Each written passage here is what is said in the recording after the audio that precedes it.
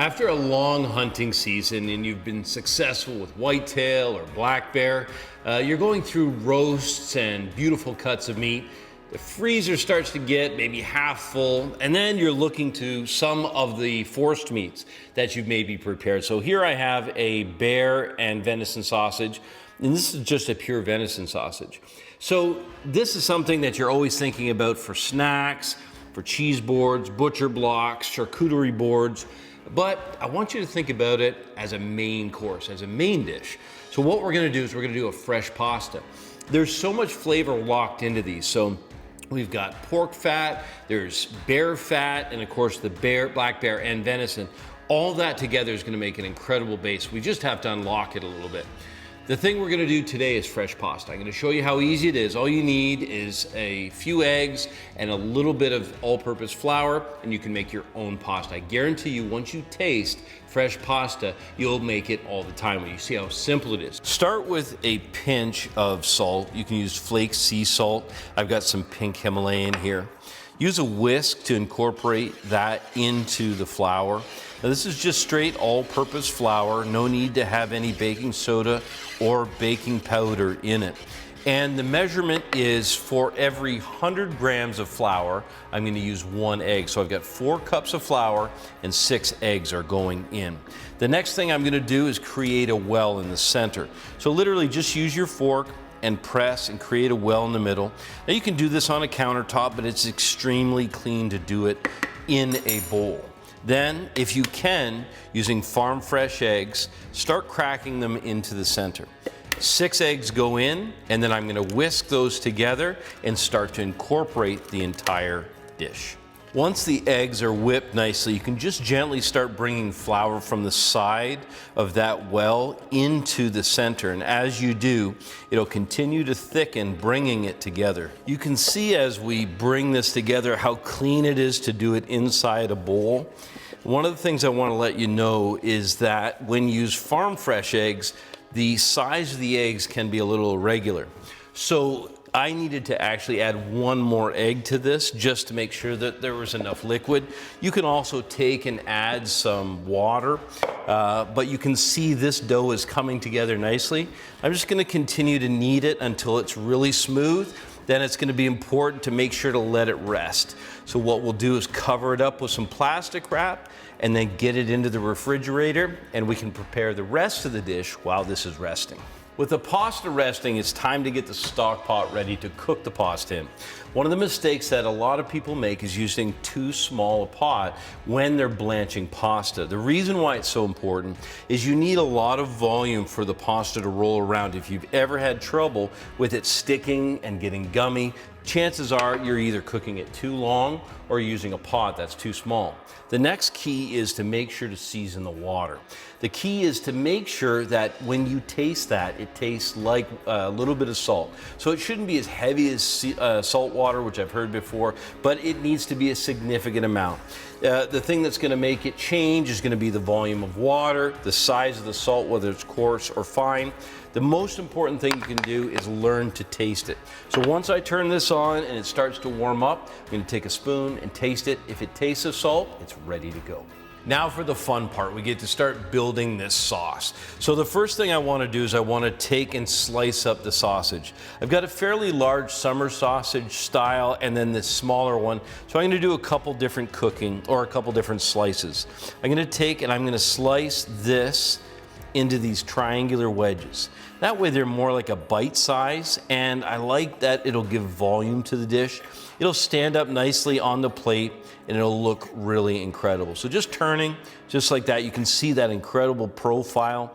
Venison is honestly some of the best meat that you'll ever enjoy in your life. Now this casing didn't need to be removed, but with this casing, I've got a casing you can see here that it actually does need to be removed. So I'm gonna just slice down the side a little bit, reveal some of that, peel it back. I'm only gonna peel back the part that I'm gonna be using.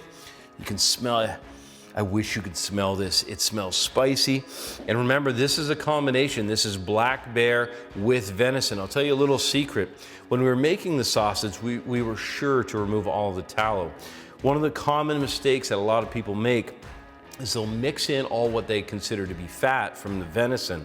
And the problem is that it has a texture that's very wax-like, and it is also what gives it a really intense gamey flavor. So I want you to take that off. Now listen, I'm gonna slice this into rings.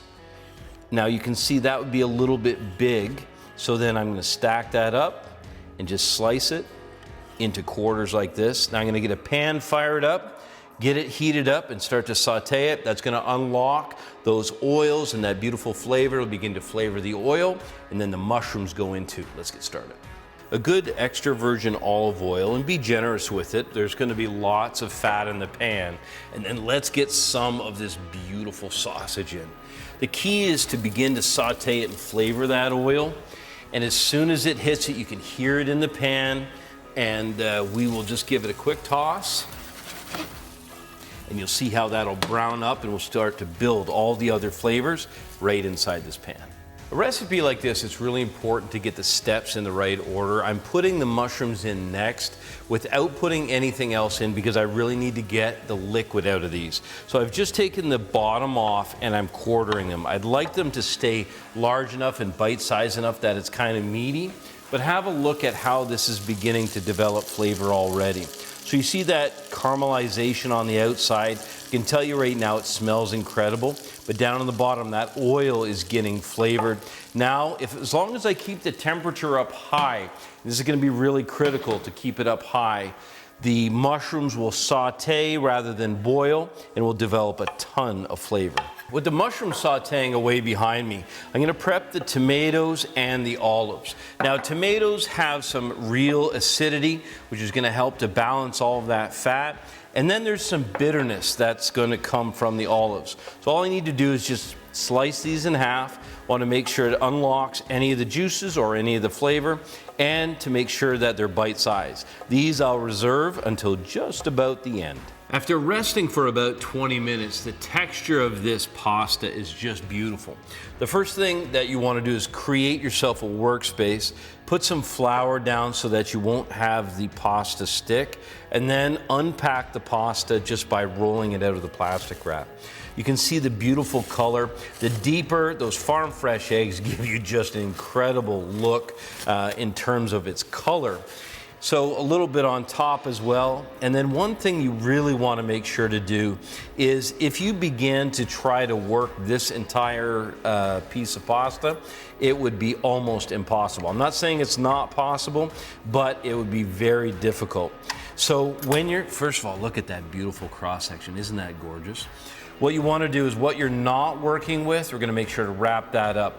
But to get started, we're going to press this flat and then begin to just simply put a little bit of flour on your rolling pin as well. Just roll it and turn, and to begin to get that to the thickness that we're looking for, which is that of almost transparent. So you want to make sure you can almost see through it because it's going to puff up quite a bit when you boil it.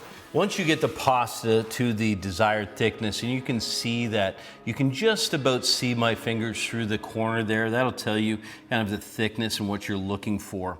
I'm going to turn it sideways like this, and then I am going to simply, we don't need any special equipment. We're going to just use a knife to cut this, but make sure that you get a good amount of flour on in between the layers, and I'll show you why. We don't want that to stick. So with the flour on, I'm just gonna simply begin to make an accordion. So I'm literally gonna roll this back on top of itself. And this is just so that I can cut it. And I am going to slice pappardelle. The reason that I want to slice pappardelle as opposed to anything else right now is because of the rusticness and the size of this dish. I want something that's big, something that's bold, and something that'll really hang on to these flavors. Now you can see once I slice some of this, because I've got that layer of flour in between, that will not stick on you, okay? So pull this up like this, and look what you've got in the end. You've got this beautiful pasta. Now you may think, well, that's not very much pasta. As soon as I get this into the water, you're gonna see it's gonna blow up, it's gonna be light, it's gonna be fresh, and it's gonna be absolutely gorgeous. Now with a good rolling boil, you're gonna gently lay this pasta in, and you're gonna see that it will float up to the top when it's ready. All you wanna do is just as you put it in, just give it a little bit of a stir, creating a little bit of vortex of water, and that'll make sure that it won't stick. Keep your eyes on it because it'll be ready in about 90 seconds. You can see how that pasta has just blown up. It looks so beautiful. The texture of it is just gonna be incredible. It's literally gonna be like melt in your mouth. Now I'm draining this off, and one of the things that people often don't do is, first of all, they don't put oil in the bowl, and secondly, taking off too much of the water. So even though I wanna drain it, some of that water, if I give this a couple tosses, what happens is it coats the pasta nicely, and that nice little bit of starchy water staying in there will help some of the sauce to stick to the pasta. Now, who would have thought with just some simple, humble summer sausage and a little bit of pepperoni that you could make such an elegant dish? Finishing this with the torn fresh basil, and then just simply using a peeler to finish the Parmesan cheese. This is a hearty dish, it's an elegant dish, but this is a great way to share while at the table, and I guarantee you will think about your force meats differently.